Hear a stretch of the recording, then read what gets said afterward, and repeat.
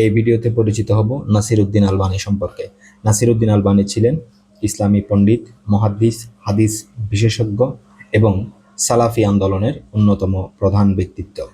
তিনি ইসলামী ফিকহ ও হাদিসের উপর তার গভীর গবেষণা ও বিশ্লেষণের জন্য বিশ্বব্যাপী সম্মানিত ছিলেন।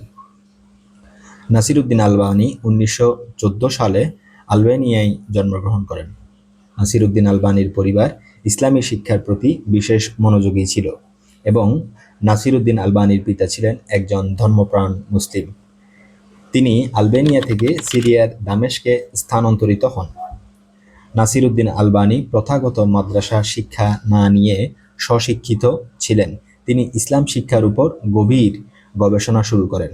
বিশেষ করে হাদিস শাস্ত্রে তিনি দামেস্কের জামিয়া উসাইমা মসজিদের গ্রন্থাগারে দীর্ঘ সময় ধরে গবেষণা করেন এবং বিভিন্ন গুরুত্বপূর্ণ ইসলামী গ্রন্থ অধ্যয়ন করেন।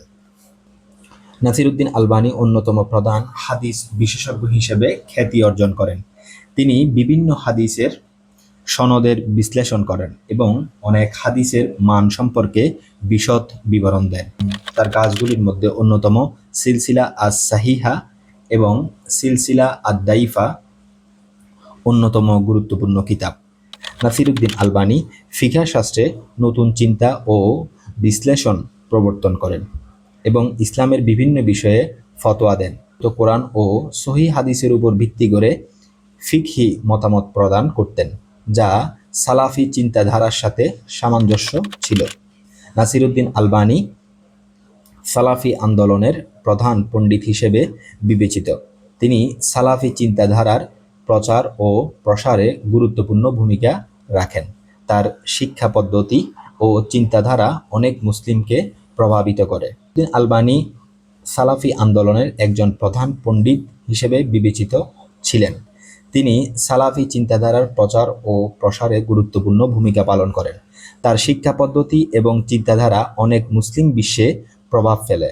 নাসিরউদ্দিন আলবানী অসংখ্য গ্রন্থ রচনা করেন, যার মধ্যে হাদিস, ফিকহ শাস্ত্র এবং ইসলামী চিন্তাধারা সংক্রান্ত বিষয়ে তার গ্রন্থগুলি বিশেষভাবে উল্লেখযোগ্য। তার লেখাগুলো অনেক মুসলিম সমাজে প্রচারিত ও জনপ্রিয়। নাসিরউদ্দিন আলবানী 1999 সালে মারা যান। তার মৃত্যুর পরেও তার কাজ ও তার চিন্তাধারা মুসলিম সমাজকে আজও প্রভাবিত করে।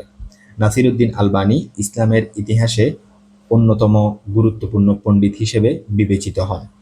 তিনি ইসলামী জ্ঞানের বিভিন্ন শাখায় বিশেষ অবদান রাখেন।